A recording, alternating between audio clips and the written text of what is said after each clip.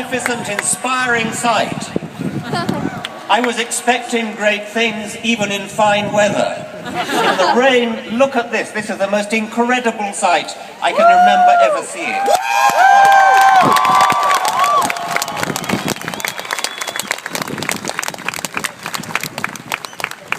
The sharper critical thinkers among you may have discerned that I don't come from these parts.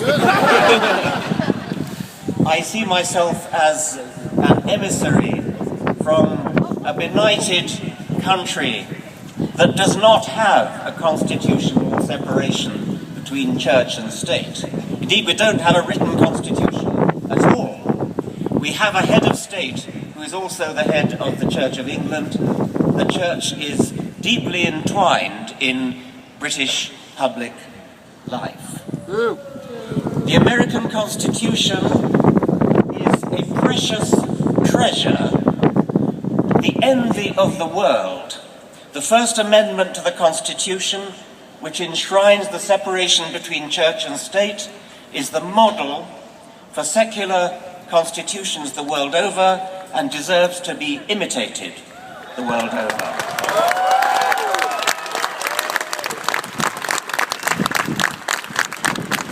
How sad it would be if, in the birthplace of secular constitutions, the very principle of a secular constitution were to be betrayed in a theocracy. And it's come close to that. How could anyone rally against reason? How is it necessary to have a rally for reason? Reason means basing your life on evidence and on logic, which is how you deduce the consequences of evidence. In 100 years' time, it seems to me inconceivable that anybody could want to have a rally for reason. By that time, we'll either have blown ourselves up or we'll have become so civilized that we no longer need it. I must keep an eye on that.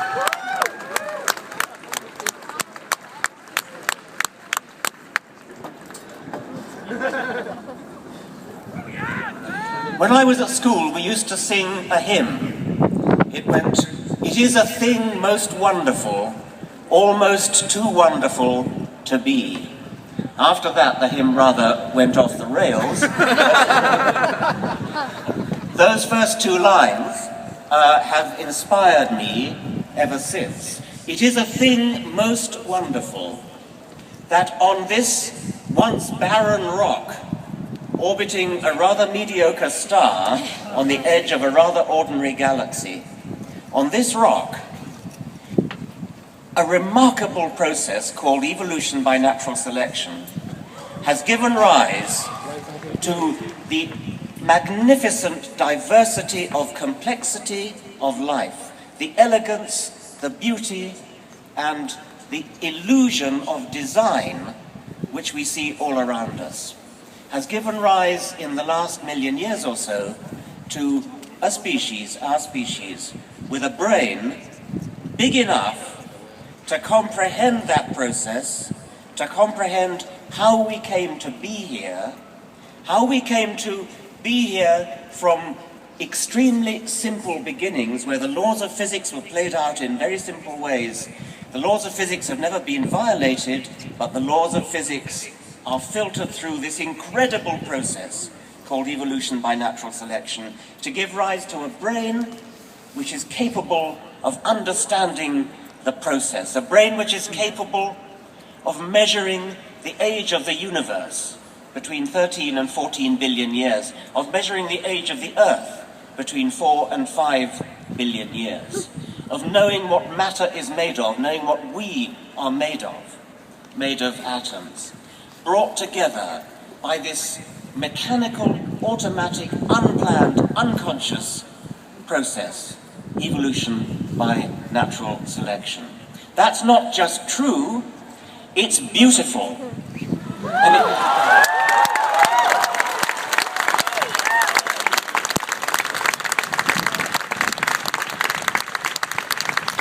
it's beautiful because it's true, and it's almost too good to be true. How is it conceivable that the laws of physics should conspire together without guidance, without direction, without any intelligence to bring us into the world? Now we do have intelligence.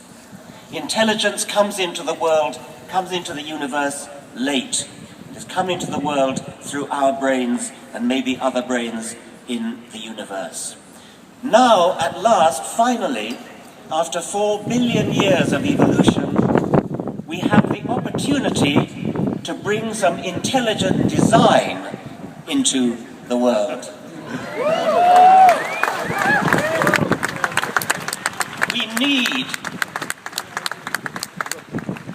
We need intelligent design. We need to intelligently design our morals, our ethics, our politics, our society. We need to intelligently design the way we run our lives, not look back to scrolls. I was going to say ancient scrolls. They're not even very ancient. About 800 BC, the book of Genesis was written. I am often accused of expressing contempt and despising religious people. I don't despise religious people, I despise what they stand for.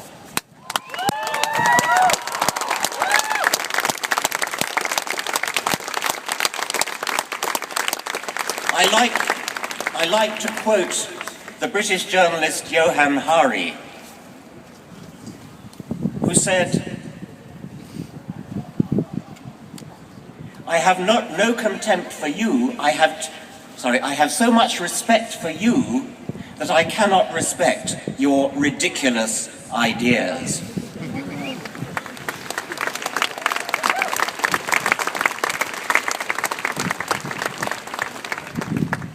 The electromagnetic spectrum runs all the way from extremely long wave, radio wave end of the spectrum, to gamma rays at the very short wave end of the spectrum. And visible light, that which we can see, is a tiny little sliver in the middle of that electromagnetic spectrum. Science has broadened out our perception of that spectrum to long-wave radio waves on the one hand and gamma rays on the other. I take that as being symbolic of what science does generally. It takes our little vision, our little parochial small vision, and broadens it out. And that is a magnificent vision for what science can do. Science makes us see what we couldn't see before. Religion does its best to snuff out even that light which we can see.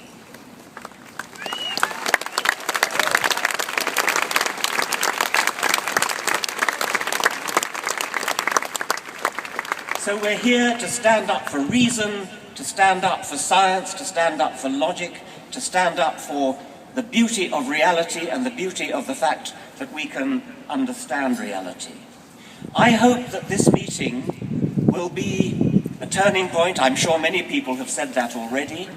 I like to think of the physical analogy of a critical mass. There are too many people in this country. There are too many people in this country who have been cowed into fear of coming out as atheists or secularists or agnostics. We are far more numerous than anybody realizes.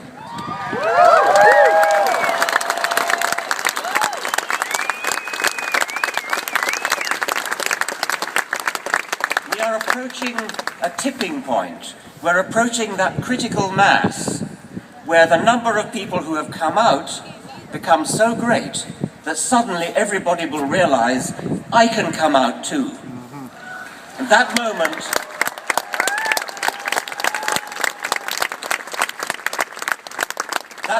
is not far away now, and I think that with hindsight, this rally in Washington will be seen as a very significant tipping point on the road.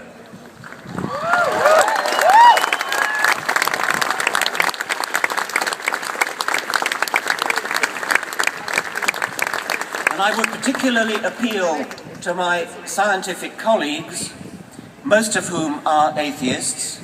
If you look at the members of the National Academy of Sciences, about 90% of them are non-believers, an exact mirror image of the official figures of the country at large. If you look at the Royal Society of London, the equivalent for the British Commonwealth, again, about 90% of them are atheists. But they mostly keep quiet about it. They're not ashamed of it, they just can't be bothered to come out and express what they feel. They think religion is just simply boring, and they're not going to bother to even stand up and oppose it. They need to come out. Religion is an important phenomenon. 40% at least of the American population, according to opinion polls, think that the world, the universe indeed, is less than 10,000 years old. That's not just an error, that's a preposterous error.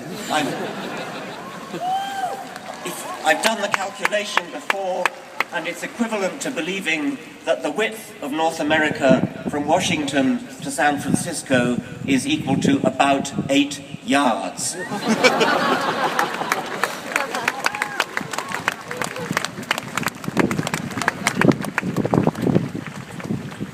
I don't know that I believe that 40% figure. It stands up, it's been apparently so for ever since the 1980s. But what I want to suggest you do when you meet somebody who claims to be religious, ask them what they really believe. If you meet somebody who says he's Catholic, for example, say, what do you mean? Do you just mean you were baptized Catholic? Because I'm not impressed by that. We just ran a poll, my foundation in Britain, just ran a poll in Britain in which we took those people who had ticked the Christian box in the census, and by the way, that figure has come down dramatically. We just took the people who ticked the Christian box, and we asked them, why did you tick the Christian box? And the most popular answer to that question was, oh, well, I like to think of myself as a good person. Well, we all like to think of ourselves as good people. Atheists do, Jews do, Muslims do. So when you meet somebody who claims to be Christian, ask him, what do you really believe? And I think you'll find that in many cases they give you an answer which is no more convincing than that I like to be a good person. By the way, when we went on to ask a specific question of these only 54%, what do you do when you're faced with a moral dilemma? Where do you turn? Only 10% turned to their religion when trying to solve a moral question. Only 10%. The majority of them said, I turn to my innate sense of goodness. And the next most popular answer was, I turn for advice to relatives and friends. So, when I meet somebody who claims to be religious, my first impulse is, don't believe you. I don't believe you until you tell me, do you really believe, for example, if they say they're Catholic, do you really believe that when a priest blesses a wafer, it turns into the body of Christ? Are you seriously telling me you believe that? Are you seriously saying that wine turns into blood? Mock them, ridicule them. Yeah!